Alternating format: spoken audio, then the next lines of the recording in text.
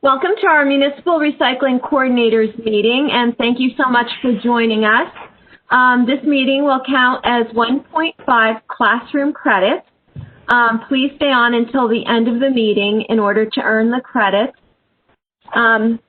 Today we're fortunate to have a really great guest speaker, Erin Jensen from New Jersey DEP.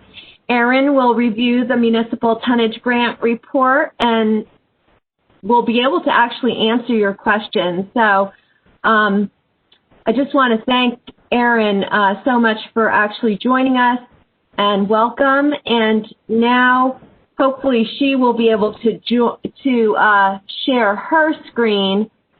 All right. Good morning, everyone. As Liz said, my name is Erin Jensen. I'm from the NJDEP, and I'm the main contact for the Municipal Tonnage Grant Program. So this presentation is available online. Now, this is last year's version. The new version has not been completed yet, but it's pretty much the same. There hasn't been many changes since last year. You can get this as a PDF from our website that I'll show you where to find it in a little bit. And you could be able to click on all the links that I have embedded on different slides. But this is just a quick overview with photos showing kind of how to get through the application process. Right now, the 2020 application process has just launched. We've put all of the application forms up on our website. And again, I'll show you how to get there. So this is our website. It's a new website from last year. They just launched this new version. So there's a link here, and then when you get there, you're going to go to Programs and Units. From there, we're down towards the bottom under Site Remediation and Waste Management, and you're going to go to Recycling and Planning. From there, you have these 5 options. All your information for this grant will be under Government and Schools. And this is just our main recycling page. It has a lot of information for you. So if you look on the left, you have, in the middle, you have contacts for municipal and county coordinators. In the middle, you have just a lot of information for different groups where you can get assistance or you can join, things like ANGER. The New Jersey Wastewise Business Network has a lot of great information. We offer a lot of free promotional tools that's updated monthly. They usually come in different versions. You can download them and use them on social media or flyers or mailers, whatever you need. Sustainable Jersey is also there. Towards the bottom, under Where Can I Get More Information, there's a link for New Jersey recycling statistics. That's where you can find previous tonnage grant information, like previous award amounts, previous recycling rates, final reports that list all by town and material type what previous tonnages were per material for your town, if you need to look at some previous data. And then once the new data is up, that's where it will be, including your what we call the payout schedule, which is the awards that you get. They're listed there. I know a lot of people have been asking about the 2018 awards, which is the next checks that should be going out. They are almost done. There was a really big delay this year because last year's fiscal time was extended from July to September. So that really pushed us back several months. Usually these checks are out by December, but they should be out in the next week or two. I'm hopeful. I don't know the exact day. There's a couple factors for that. So for this program, you're going to be going to the highlighted section here for the Recycling Tonnage Grant Program. This is what the page looks like. There's some information on top, but these are all the attachments we have. So I'm just going to run through them real quick. The one at the top is the guide. It's written instructions and information about the program. It's very detailed, and I would highly recommend reading the guide, especially if you're new, but definitely yearly because we update all the information every year. The second one is just a written instruction PDF. It's very basic, but if you need a quick walkthrough, it's there, and that PDF is also included as the first tab on the tonnage grant form, which I'll show you in a little while. The third one is the training for application forms. That's this PowerPoint. It's saved as a PDF. And as soon as we update this PowerPoint, the new version will be up there for you to click on and use. But for now, that one is still very usable. All the links are correct, and most of the information is exactly the same. The next four are your application documents. So the first one you see highlighted is the actual grant reporting form. That's an Excel document. The next one is a certification form. Then you have your expenditure form and your statement of intent. So those are the four pieces for your application. The next four are just informational. So you have just a list of the 30 materials and what their code is. There's a PDF version of a conversion table, some definitions, and a copy of the standards for municipalities, which you'll need for the certification form. For when your mayor signs it, he or she will probably want to read what they're signing. And this is a 3 or 4 page document that I've pulled out, so you don't have to search for it. That you can easily print and give them. So from here, we will go to our first and main form for your application, which is the Municipal Tonnage Grant Reporting Form. All you have to do is click the Excel icon. It'll most likely show up towards the bottom of your screen. Once it's downloaded, just open it up. Once you open your Excel document, you're going to see one of these 2 yellow bars across the top. Those are there because we have a lot of things enabled, a lot of drop-down options and processes going on in the application. So depending on what type of Excel you have, if it's an older version or the most up-to-date, you may just see one of these. And then once you hit the Enable button, you may be fine, or you may have the second one. Some people you'll see both, and some you'll only see one. Once you enable it and you save the document, you won't have to do that again until you open next year's form. But you will have to enable it to be able to use the form.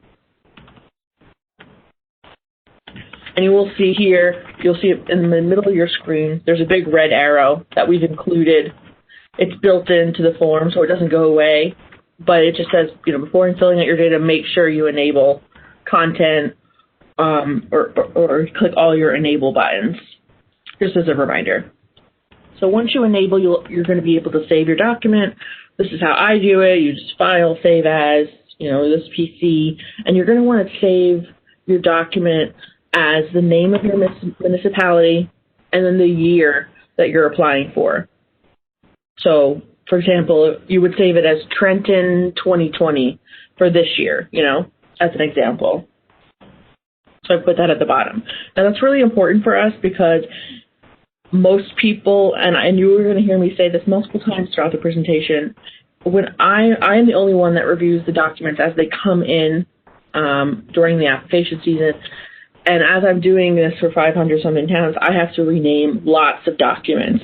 So when I file them, I can easily go back and search by town name if you need to change something or if I need to confirm that a piece of your application is in the files that I use. So it's much easier to do if your municipality name is the first thing as the name of your document. So I really recommend that you do that. It saves me a lot of time, and I very, very much appreciate it. So moving on, once you save it, this is what the top will look like. You'll put your reporting year, which this year will be for 2020. And then you'll put your tax year, which is also going to be 2020. Now, this tax information is from the REA tax, the Recycling Enhancement Act tax. This tax is a $3 a ton tax paid on all the solid waste disposed in New Jersey, whether it be landfill, incineration, transfer station, all that kind of stuff, when it's dropped off and weighed, there's a $3 ton tax added on top of the tipping fees. That $3 ton comes back to us, and that's how we fund this program, along with the county program, some educational grants that we do with universities and colleges, and it also funds some programs like the Recycle Coach, which we pay for the entire state so they can use it for free. So we need to ask you how much tax you paid in your township, because there is a portion in the rules for this program that says the grant award that you get can't be less than the amount of tax that you paid that same year. We cannot get this information from Treasury, so we have to ask it of you. Now, this is optional if you want your award to be compared to the amount of tax and you get the larger of the two. You would include that information here. There's a couple different ways that you can get this information. Sometimes your CFO will track it, or sometimes you can get it from your local facilities if you know where all your municipal waste goes to. You can get that information from them. If not, most places will track the tonnage that goes to the solid waste facilities. If you have your solid waste tonnage for 2020, you can just multiply that by $3 and you can get your tax paid. And you can enter that under tax amount. So that's for that. And if you're having a lot of trouble getting any of that information, or you need more assistance with that, you can always email me and I'll work it out and try to help you come up with that information. Excuse me, Erin. I just wanted to mention that most of the municipalities will be able to get that information right from our website. It is not posted yet, but we will have a lot of that information up about the $3 REA tax for 2020. Thank you. Great. Thanks, Liz. Okay, so the next thing that you're going to see to the right of that is your certified by and completed by sections. So these are the signature portions. Part of our rules say that this document has to be signed, and this is the way we've done that online. So you have two sections, certified and completed. The completed by section should be, you should enter your name or the name of the person who actually compiled all the data and entered it into the document and is going to keep all that data in case we have questions later on. This person doesn't have to be the certified person. Whoever is actually entering the data, you should enter their name here. Now, the certified by section is for people who are CRPs or CRCs. It's the same thing. If you are certified and you are certifying this data, you're going to enter your name in the certified by section, and you should also be the person that submits this application to us. Sometimes the completed and certified, a lot of times, are the same thing. If you are filling it out and you are not certified and you need someone else to do that, you would, once you complete everything, including the other 3 documents, you would send that to the person who is certifying for you. They should review everything, sign their name in the certified by section, and then email the application to us. And I check the emails versus a list that I get every year from Rutgers, from Carol Broccoli, who runs this CRP training program, of up-to-date certifications, so I can make sure that you're currently certified and your name matches. So if you have any questions about that, definitely reach out to me. If you're having trouble finding someone to certify for you, I'll try to work with you and find someone if possible. So this is the main chunk of your document, is the data. So as you see, there's a lot of columns here. Each different row should be a different material type. You can combine them. I don't recommend it because if you need to go back and find like a certain material that might have come from a certain place and make sure it's correct, it's easier to do that if you don't combine the different material types. For example, like if you have two different generators and they both generate cardboard and they both send that cardboard to the same end market, you could combine those into one row if you wanted, but I recommend keeping them separate. So if you need to go back and look at a specific line, it's not combined with something else. That's just my opinion, but it's really up to you.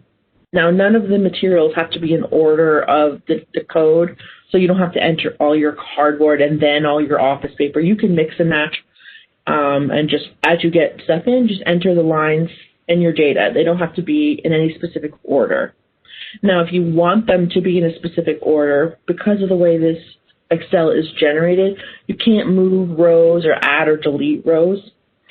So what I recommend doing if you want them to be in order of the material code is you can enter all your cardboard, then leave a couple blank lines in case you get additional data later on and you want to add it in. If you do end up with some blank lines, that's fine. It doesn't affect the data on our end. I just would say make sure the entire row is empty. So if there's nothing in the material amount column, make sure everything in that row is also blank. Like you don't leave the county and municipality in that row. You want it to be completely blank if you're leaving it blank. So we're just going to go through the columns. So the first one is your county. So you're going to scroll down, pick your county. Once you pick the county, the drop down for your municipality options will become active, and it will only show you the municipalities in your county.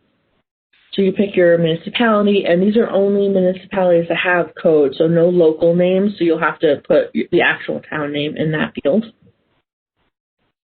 And while I'm here, you can copy and paste these fields down as many rows as you need, and using whatever normal copy and paste method, Control-C, Control-V, or right-click and copy and paste.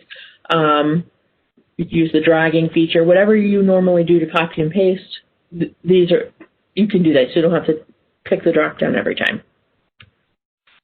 The next is your sector. So there's 4 sectors. There's residential, commercial, institutional, and industrial. So obviously residential, commercial, institutional is things like government buildings, nursing homes, schools, all those types of places. And then you have industrial, which is like a factory setting. It's not overly common. In New Jersey, we do have some. If you're not sure if something is industrial or commercial, I recommend reaching out to me. We can go through the details and figure out the best option for sector. It's good to note that in anything marked as industrial, that tonnage is not counted towards your grant award, but it is counted towards your overall recycling rate.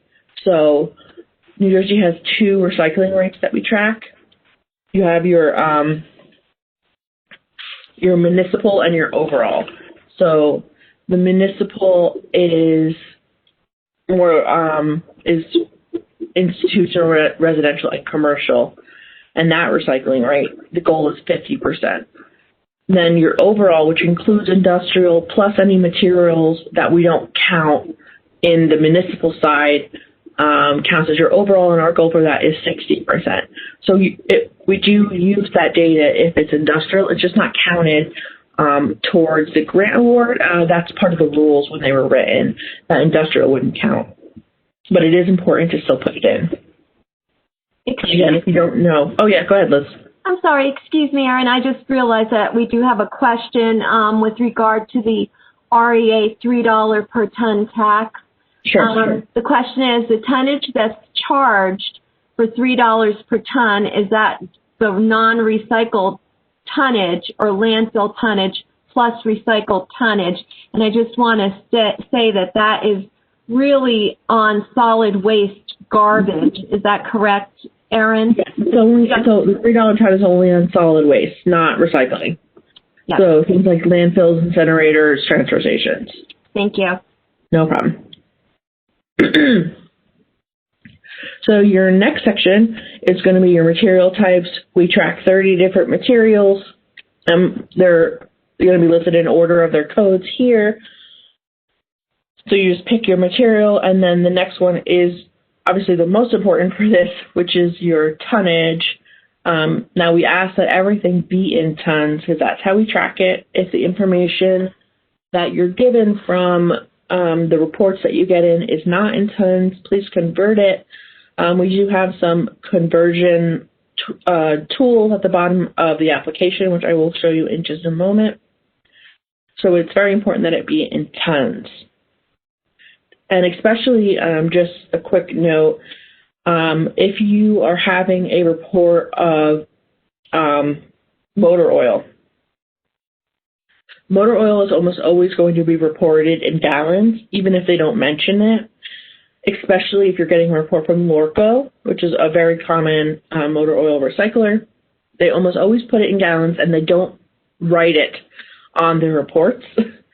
So you're going to want to make sure you convert that. That's probably our most common issue that we find when we do our verification process after the applications are in. So that's important. And also sometimes the reports will say that it's in pounds or cubic yards or something, but it'll say it somewhere really small, like at the bottom or top of the application, the form that they send you.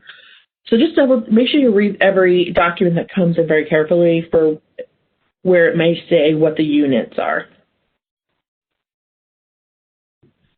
This is just a quick overview, very, basic overview of industrial commercial.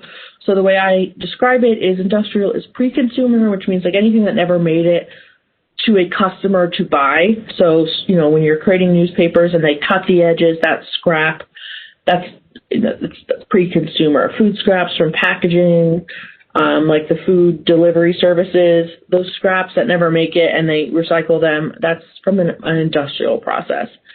Commercial is anything that made it to a customer they didn't buy, and then it ended up being recycled as like food waste, or if you're in a cafeteria setting, paper from offices, that kind of things are all commercial. So again, it's a very gray area with industrial commercial. So if you are not sure, please reach out to me. We'll go through the details together and make a decision. So the last part of the column reviews is the end market information. So the end market is the last place the recycling changed hands. So in some cases, you'll only know the hauler, per se. You'll know that they picked it up, but you don't know which facility they took it to, in which case the hauler would then be the end market. Something like a waste management, usually they're the hauler and their facility is their end market. So you would put waste management. For the moment, we are only requiring the end market name. We do also really like the end market state, but it is not required. So as you'll see here in red, that the under end market name is highlighted and the rest is not. So as part of the form, once you enter something in the material tons field, anything else in that row that's required will highlight red if it's not filled out to remind you that this needs to be filled out. So you'll see here end market name is the only one highlighted in red. That is required. Now in the future, it could be that we require all the rest of this end market information, the state, address, county, municipality, zip code, and phone number. The county would only be if it's in New Jersey. Outside of New Jersey, we wouldn't need the county information. So it could be in the future that this becomes required. So I recommend the forms that you use to collect data now, I would update them to start asking for this information now in case in the future this becomes required and you're already kind of ahead of the game. And it's always good to have more information than less. But for now, and in this year's application, end market name is the one that's required. And then towards the bottom of your screen, you'll see just an example of the tabs that you'll see at the bottom of this application. You'll see the first tab is that instructions tab that we talked earlier. It's that written instruction document. If you need a quick reference, it's right there. It's that first tab. Obviously, your data is on your tonnage report. And the rest are conversion tools. So you have your general conversions, which is all the different materials. You can enter what material in the unit they gave it to you and convert it to tons. Then you have the 3 tools to convert either single or dual stream tonnage and break it out into the different material types. So single stream, you'll enter the total that they gave you, and it'll break it out into the 8 single stream materials that we track. So then you would enter 8 different rows of data, 1 for each material. And then if you have dual stream, we have 1 for your paper and 1 for your commingled bottles and cans. And so you would put those 2 different tonnages in those 2 different, and it would break it out to the 4 paper or the 4 commingled categories. And then we also have a measure amount, which is just a very basic tool that's been around for a long time. If you have like a big pile of leaves or something, yard waste, any of those kinds of things, you can get an estimate of how much that may weigh using a measure amount tool. And those are all going to be on the bottom of your application. Liz, if any more questions come in about the tonnage report form before we move on to the next one?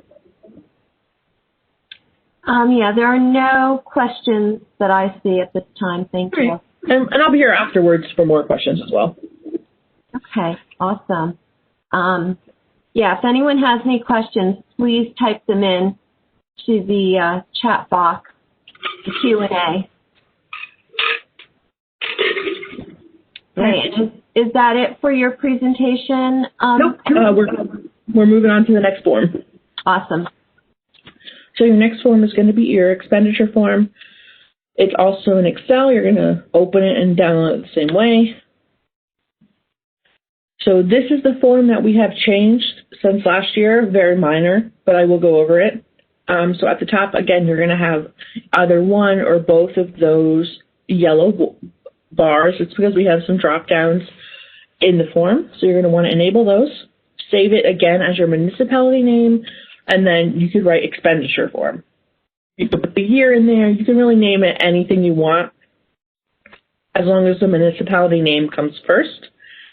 And for municipality, if you don't have to be super formal, so if you have a town of or something like that, you don't have to include that. Just the name of the town is fine.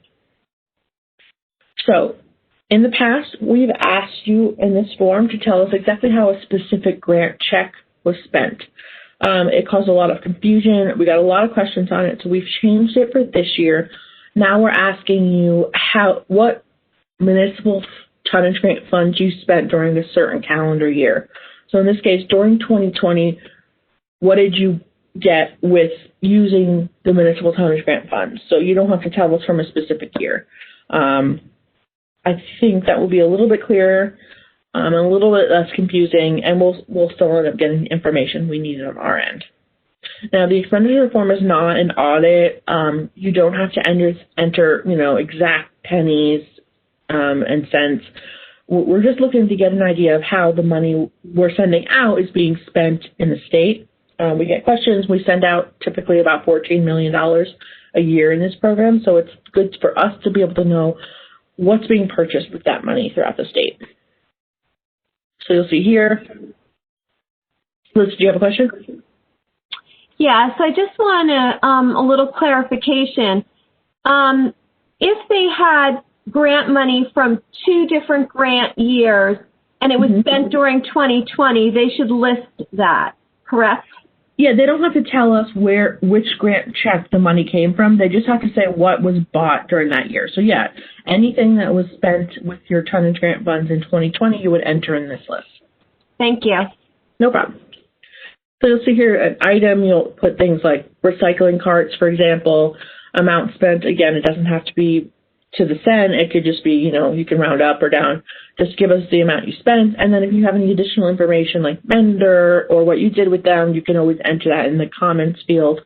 The more information, the better. And that's it for the expenditure form. It's very simple. And if you have any questions, obviously let us know. So the next 2 forms are going to be PDF documents. This is going to be your certification form. So you're just going to open that as a PDF. You're going to want to print this out. And again, you might want to print out the standards for municipalities that we talked earlier that we have on the web page. So when you give this to your mayor, you can have them read it before signing it. Now, this certification, as I just mentioned, it needs to be filled out and signed by your mayor. It's just stating that the last year, which was 2019, your townships followed all the rules listed out in standards for municipalities, and that they intend to do the same during the next year. So this is last year's form, but you'll see it'll say that you complied in 2020, and then you intend to comply in 2021. And they have to date and sign that. You're going to scan that back into your computer, save it as your municipality name and certification. So, you know, like Trenton 2020 certification or whatever you want to name it, as long as your municipality is first. And then you'll save that onto your computer as that. And then the last form, oh, sorry, go ahead, Liz. Sorry, Erin. In the tonnage form, this is a question from our Q&A. In the tonnage form, since you can't sort and insert lines, and I'm sorry, that was a few slides ago, would it make sense to enter data into another spreadsheet, then copy and paste it into the form when finalized? I think that's a really good suggestion. Actually, I think some coordinators do that already, just for their own edification, because they do like to group materials together, such as cardboard and so forth and so on. And sometimes they have to wait for additional information and reports from vendors, and it's easier to manipulate your own Excel spreadsheet versus trying to, since you can't add lines and so forth into your spreadsheet. Is that correct, Erin? Yeah, you can absolutely do that. So the only thing to note with that is when you paste it into our form that we require, if your things like your municipality and county name, anything that comes along with a drop down, if it doesn't match exactly to what we have in the text, it won't keep. So just make sure that when you're entering things in your version of your spreadsheet, if you do that, make sure that you're using the exact same as that is in our drop down option. This way, when you paste it into our form, everything will keep. Okay, great. And then I just have one other question here, which I think I have the answer for this. So the question is, if recyclables were considered a frozen load and rejected at the MRF and sent to the transfer station, can that weight be used to apply for REA tax? And yes, if it went to our transfer station, which it should, since we have waste flow control, then yes, that will be the REA tax will be applied to that, yes, because unfortunately it will be recognized as solid waste, unfortunately. Yeah, and then you wouldn't enter that same tonnage on your recycling report because it went for solid waste. That's correct. Thank you so much, Erin. No problem. So the last form here is going to be your statement of intent. It's going to be another PDF document. So again, this was last year's form, but I'll go over what this year's form looks like real quick. So there's two sections to this. It's the compliance and the intent. So compliance is what you did last year, certifying that you followed last year's rules about your required attendance at different events, and then your intent that you'll follow the next year's requirements. So in 2020, you were only required to attend at least one county health recycling meeting, and that could have been done virtually. That still counts. So this form does not have to be filled out by a CRP. So if you are not certified, but you're the MRC for the town, you would fill out this application. And we've put that in the document as well. So if you have a CRP signing for you and submitting your application, they wouldn't submit their intent. You would make sure that yours was attached to the document. Because again, you don't have to be certified to complete these tasks. So in 2020, you were only required to go to a county health meeting. So you would just put the name of the county whose meeting you attended and the date of the meeting. And then the intent section is for what you intend to do during 2021. The current requirements are that you attend at least one county health recycling meeting, and that'll be for every year. You're always going to be required to attend at least one. And the county coordinators are required through their grant to hold at least 2 a year. So you have options. And then in 2021, you're also required to visit or tour a Class A facility. Again, that's the current. We have some concerns, obviously, from your county coordinators that you wouldn't be able to do that. I know currently that's not happening. Our hope is that later in the year, things will open up to be able to attend a tour or visit of a local facility. We will revisit that again, probably over the summer, and decide if things have started to open up or not by that time. And if not, we may postpone or delete that requirement, and we will reach out through your county coordinators if that were to happen to let them know so they can share that information with everyone. So we're hoping to make that probably determination over the summer. So again, you're going to print your name, sign it, put what your title is and your date. You're going to scan that back into your computer, save it as your municipality name, and then your statement of intent, or I shorten it to SOI a lot just because it's a long title, so you can always do that. I'll know what you mean. So again, make sure municipality name first, very important. So those are the 4 application documents. Once you're ready to submit your application, you're going to attach those items to your email. Now this is a screenshot of what my email looks like. Yours obviously may look different. You're going to want to attach your files like you normally would. You can hit the attach item, or you can drag and drop, whatever you need to do. You'll see here the 4 attachments, all starting with your municipality name. You should have 2 Excels and 2 PDFs. Please make sure you don't merge those 2 PDFs into one document. Like, don't scan them at the same time into one document. They are saved in different files. So you make sure you submit them as separate PDF documents.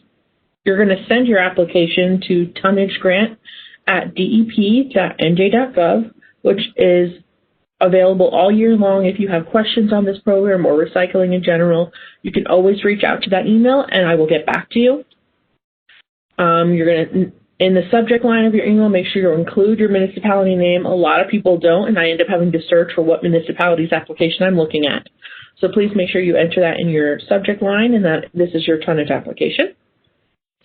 In the body of your email, you're going to want to put some contact information. If you are the CRP certifying, then you can put your information there. If you have someone else certifying for you, make sure your contact information and the CRP's contact information are both in there. So if we have questions about the data, we're going to reach out to you. And if there's an issue with a certification, we'll reach out to the CRP. So make sure both are there. Also, in the drop-down options for material type, we have other materials not listed. If you chose that as an option, which is obviously available to you, if a material that was recycled in your town was not in our list of 30 materials, you're going to tell us what that material was in the body of your email. So you're going to say, you know, row, whatever, we picked other materials, this was the material, just so we know what it was. Also, if you know this year a tonnage for a certain material was a lot higher than in previous years, either, you know, there was a storm, so you had a lot of extra brush, or there was a lot of demolition, so you have a lot of construction material like brick and such, and you know it's going to be really much higher than in your previous years, let us know in the email. This way, when we go back and we do our verification process, which includes, what we do is we take all your data from this year, we compare it to your previous year and your 5-year average. If there's a large jump, statistically, we will reach out to confirm that that data is correct. Either, you know, make sure it's in tons and not gallons or pounds, or that the number you entered was correct. If we know that it's already going to be larger, then we won't have to reach out to you during the verification process. So if you know, just tell us in the body of your email. Now, again, this has last year's date, but applications are due by April 30th every year. That is still the current application. Last year we had extensions that were due to executive orders that were passed. Right now we don't have that. If that changes, again, we will reach out. Right now your due date is April 30th. Now, if you get all 4 parts of your application in by April 30th, we give you a secondary deadline of June 15th to resubmit your tonnage report, just that one Excel document, with any additional information that you've received since you've submitted your application. So a lot of times, people who submit data to you that you need to enter in this document should get it to you by March 1st of every year. A lot of times that is not the case, and you get the information later after April 30th. So what we like to build in like a little safety net. So if you can get the original documents in by April 30th, you have until June 15th to resubmit that document and add in any additional information that you've received since then. What we'll do is we'll just delete your old Excel and we'll replace it with your new one. So you're just going to keep entering that data and we'll just replace it with your old one. So again, here is the email address. If you need to contact us for this program or anything else, you can always reach out. Right now, we've been working from home for almost a year, so I wouldn't recommend calling. It just takes a little longer to get your answers back, as we don't constantly check our office desks. But email, I'm on all day, so I would definitely recommend that if you have any questions. And that is the end of my presentation. Thank you so much, Erin. It was excellent. I don't see any other questions at this time for you. Once again, thanks for joining us. And I'm sure that if we have any questions that, we can't answer, the municipal coordinators can definitely email you also. So, Liz, I'd just like to share my screen here to show why it's kind of important to go through all this. I have a couple of infographics here just showing our most recent municipal solid waste recycling rates for Morris County. They show where we are in relation to other counties, and look at us in our neck of the woods. We're the only ones who have achieved the 50% rate. And look at our steady growth over the last decade up to 2017, where in 2015 through 2017, we achieved our 50% goal. So anyway, it's for these reasons why it's important that we maintain that goal. I'm fearful that when the numbers come out in a couple of days with 2018, that we're going to be below it, and we're going to have to do a whole bunch of planning activity, which means more work between us and the towns to get above the 50% goal. So I'm hoping that we remain above the goal, and that's why achieving all the tonnage you can for everyone helps us maintain our stature here in Morris County. So I appreciate everyone's effort and Erin's effort in trying to get everyone to enter all the tonnage. So with that, I'm going to stop sharing my screen and hand the presentation back to Liz. Our next guest speaker is Robin Gabriel from Wharton Borough, and she is going to be talking about tonnage report strategies. This is exactly what Larry just talked about. Very important to reach out to your local businesses and get all the information so we can get our recycling tonnage rates up. Robin, can you, are you on, Robin? Yep. Oh, awesomeness. Okay, can you see the screen, Robin? Yeah. Okay, awesome. Thank you for joining us. Anytime. So these are just some helpful tips that I've, come to use from year to year when I do my tonnage reports. So I just wanted to share them with everybody. Maybe they'll help, generate some more tonnage on your tonnage reports for anyone out there who's doing it. Typically every year when I start doing my tonnage report, I reach out to all the department heads and ask them about any projects or anything that may be going on in town that, I just might not be aware of, which can generate some tonnage. I contact my DPW director because he's obviously the person who would know what's going on in my recycling depot, as well as if there's projects going on in town, like reconstruction or paving or any projects that would generate tonnage from stone or brick, concrete. Those are some usually big numbers when you get those in. I contact my municipal clerk because they also have award contracts that they have for construction projects that may be going on in town, a new playground, a new sidewalk, things like that, which will generate some tonnage from that project. My health department, I contact her every year because she has to issue the food and drink licenses. So she's aware of every food and drink license that's in town. Typically your restaurants will always have food waste, fat and bone waste, grease waste. Also, sometimes food and drink licenses go to places like Costco or ShopRite if they have like a little eat-in center inside of their stores. So you can also, pull some tonnage from those as well. My fire official here annually has to do a fire inspection for every business in my municipality. So I always hit him up for a listing of all the businesses and make sure that I get the tonnage request out to all the businesses, because there's a lot of changeover all the time. The building might be there, but the owners may be new, or some new businesses have opened. So he always has an updated list of the fire inspections that he's done.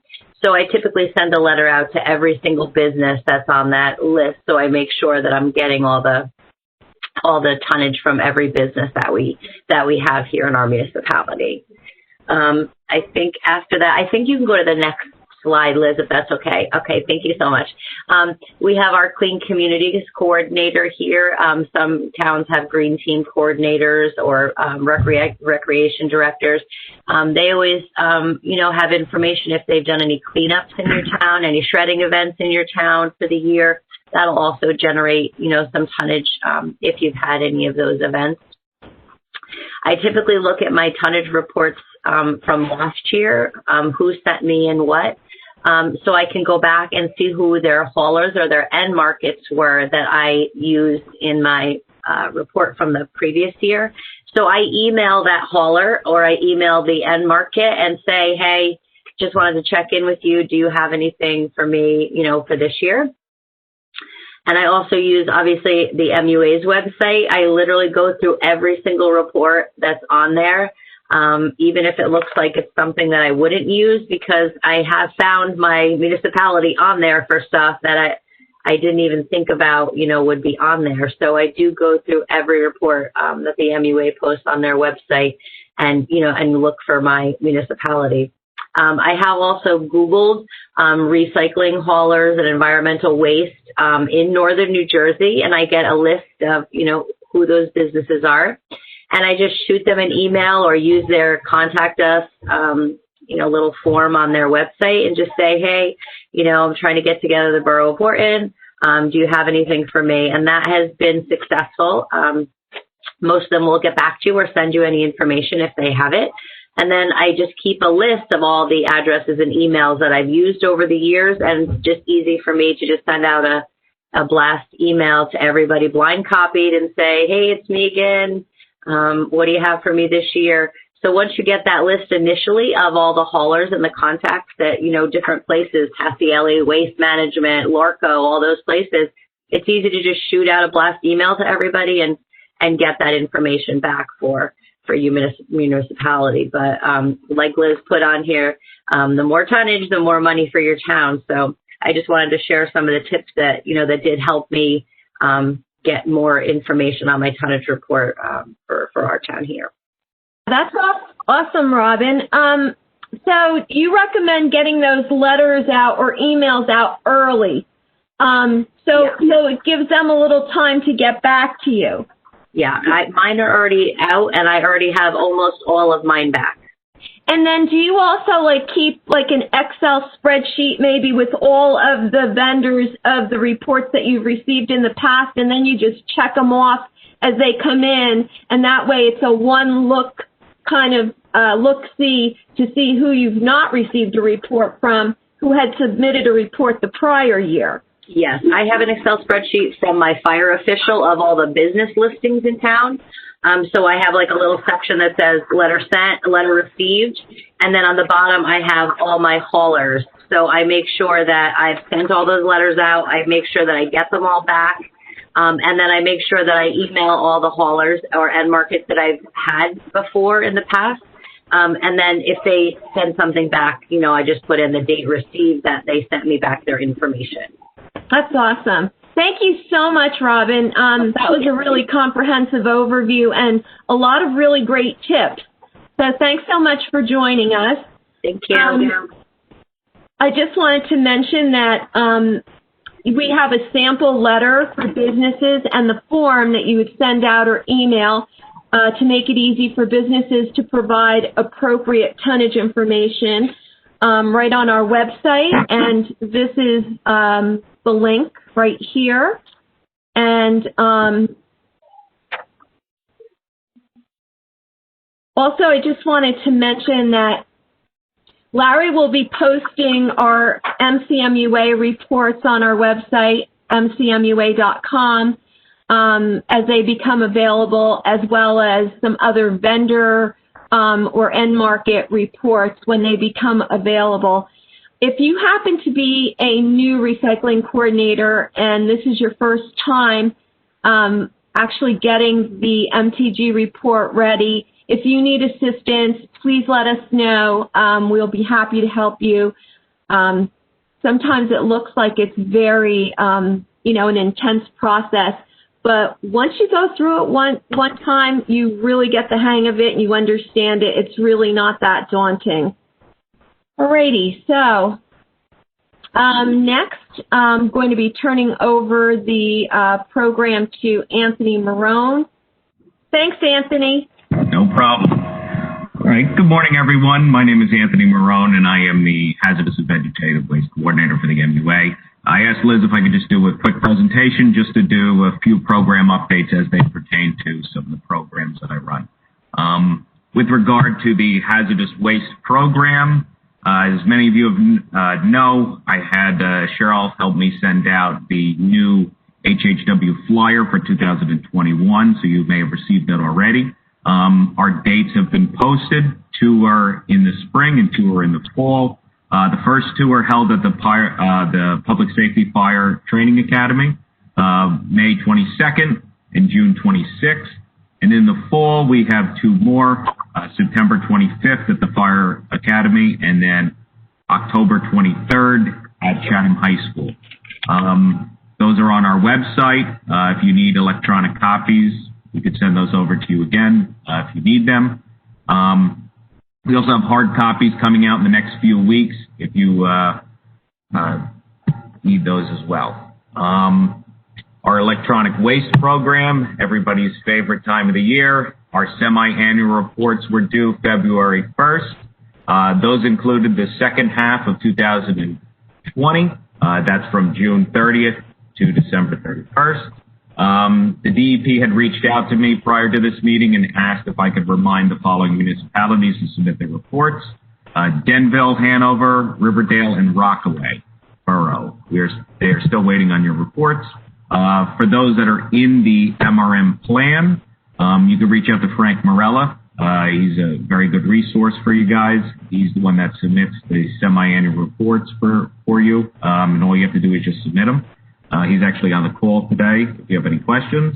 And for those of you who are not in our MRM plan, you can reach out to Daniel Clark at the DEP. His contact information is here, and he will help you out, fill out those reports. As it pertains to the vegetative waste program, we've had some price changes for municipalities. Our wood chip recycling drop-off has increased $2. It used to be free, but due to the overwhelming demand for recycling, we've increased it. Pickup for any wood mulch at our facilities has actually decreased to $10 to match our commercial rates that we have as well. So just make note of those price changes. We had sent out electronically the new flyer to all of you in early January.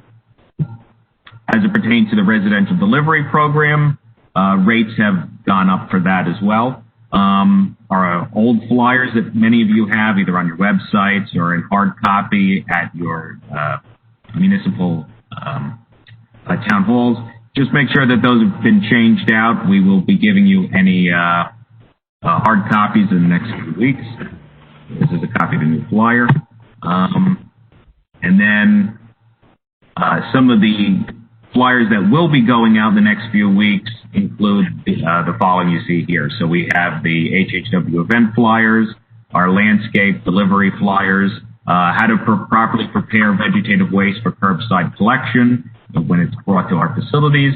And then we also have some of the electronic waste flyers you see here below for those of you who can accept covered electronic devices that are in our plan. If you need any electronic files, I'm more than happy to send those to you as well. Just reach out to me. My contact information there. And I'm going to turn it over. Anthony, actually, Yep. I just want to read a question or answer a question, please, before Chris goes on. Thank you. Thank you, Anthony. No problem. So the question is, New Jersey DEP currently pays for Recycle Coach. If my municipality isn't enrolled, what is the process for doing so? Actually, if you're interested and your municipality is not registered with Recycle Coach, please feel free to email us, and Cheryl Birmingham in our office will be happy to help you with that. Also, there is a question here from Cynthia Corman. I'm just going to go ahead and email you after the meeting, Cynthia. But just please keep in mind that if you have any questions after the meeting, feel free to just email us questions. We'll be happy to reply. Okay, Anthony, if you want to introduce our last speaker. Thank you, everyone, for attending, but hold on. Okay, so I want to introduce Chris Vidal. She will be speaking next. Chris, go right ahead. Hi, everybody. Let me just see if I can share my screen. I'd like to just mention, and this is very topical, because of the weather, we're reminding everyone that at all the recycling depots, if you could cover your roll-off containers. The problem is the transfer station has been getting frozen loads of recyclables because they have been rejected from the MRF. So please cover your roll-offs. I know this is not easy. Or if you could hold off delivering your containers to the MRF until the snow or ice melts, that would be really appreciated. We have a list of vendors who sell lids for roll-offs or vendors who sell roll-off containers. So if you could contact Cheryl, and she'll be able to send you the list of those contacts. Also, if anyone has joined us by phone, if they could email Cheryl, and we would really appreciate it. So I think, Liz, I think that's it. Yeah, I just want to ask Larry. I believe that Larry is recording this meeting. So if you have missed something and you would like to go over, the meeting will be posted on our website on the Municipal Recycling Coordinators page. And you'll be able to go back and view the meeting and kind of review that whole presentation by Erin, which will be very helpful if you happen to be a new coordinator. But I'd like to thank everyone again for attending. Thank Robin and Erin and our MUA staff, and especially Larry Gindorf, for everything he does. He facilitates these meetings, and he does a wonderful job with our website, which is a great place to just find all kinds of amazing information. So thank you, everyone, and be well.